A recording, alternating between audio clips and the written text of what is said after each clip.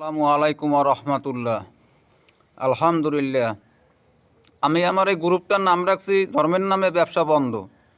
বলতে পারেন কেন রাখছি? কারণ আমার ব্যক্তিগত জীবনে ধর্মে, আমার ইসলাম ধর্মে পীর নাই, মাজার নাই, তাবিজ নাই, কোনো মৃত্যু লোকের কাছে কোনো কিছু চাওয়ার নিয়ম নাই, কোনো খানকা নাই। হ্যাঁ, বলতে পারেন পীর তো আমাদের দেশের বড় বড় আলেমেরা ধরে, বড় বড় আলেমেরা ধরে। পীর তো আমাদের, তাবিজ তো আমাদের দেশের বড় বড় আলেমরা দেয়। ভাই, ইসলামের ক্ষতি এই দেশে বিগত সরকার বা তার আগের সরকার, অর্থাৎ নাম সবাই বলি, কিছু মনে করেন না, বঙ্গবন্ধু, জিয়াউর রহমান, এরশাদ, শেখ হাসিনা, খালেদা জিয়া কেউ করে নাই। ধর্মের ক্ষতি যা করার করছে এই দেশের আলেম সমাজ। এই আলেম সমাজে ধর্মটাকে বিকৃত করে ধর্মের নামে ব্যবসা শুরু করছে।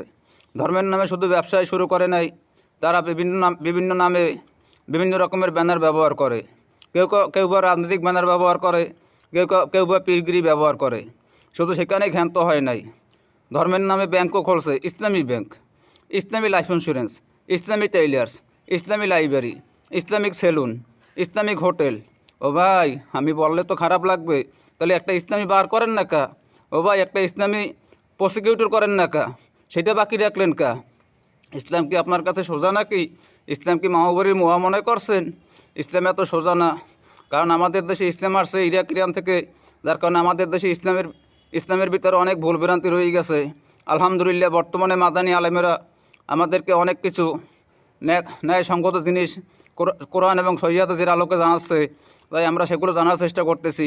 হয়তোবা মনে করতেছেন আপনি এই জিনিসটা তারা নতুন করে বলতেছে, আসলে নতুন করে বলে না। আমি এটা নতুন করে জানলাম, এবং জানার সাথে সাথে বলতে হবে আলহামদুলিল্লাহ, গোরামি করা যাবে না। মক্কার কাফেররা কিন্তু আপনার আমার চাইতো ইমানদার ছিল, কিন্তু তাদের ভিতরে বিশ্বাস ছিল না, তাদের ছিল গোরামি। তাই গোরামির কারণে তারা মোস্টেক হয়েছে। আপনি আমি জানি গোরামি না করি, আপনি আমি যেন আল্লাহ এবং আল্লাহর রাসূলের উপরে পরিপূর্ণ বিশ্বাস রাখি, এবং আল্লাহ এবং আল্লাহর রাসূলের সুন্নতগুলোকে যেন আমি আমল করতে পারি। কারণ আপনাকে আমাকে যখন কবরে রাখা হবে, তখন কিন্তু বলা হবে বিসমিল্লাহি আলা মিল্লাতে রাসূলুল্লাহ। তখন কিন্তু বলা হবে না বিসমিল্লাহি আলা মিল্লাতে সরমনাই, বিসমিল্লাহি আলা মিল্লাতে জামাত ইসলাম, বিসমিল্লাহি আলা মিল্লাতে মাজার, বিসমিল্লাহি আলা মিল্লাতে খাজা। কিছু বলা হবে না, একটা শব্দই বলা হবে বিসমিল্লাহি আলা মিল্লাতে রাসূলুল্লাহ। অতএব হায়াতের জীবনে রাসূল সাল্লাল্লাহু আলাইহি সাল্লামের পদঙ্ক অনুসরণ করুন, বেছে বেছে সুন্নতগুলোর উপরে আমল করুন।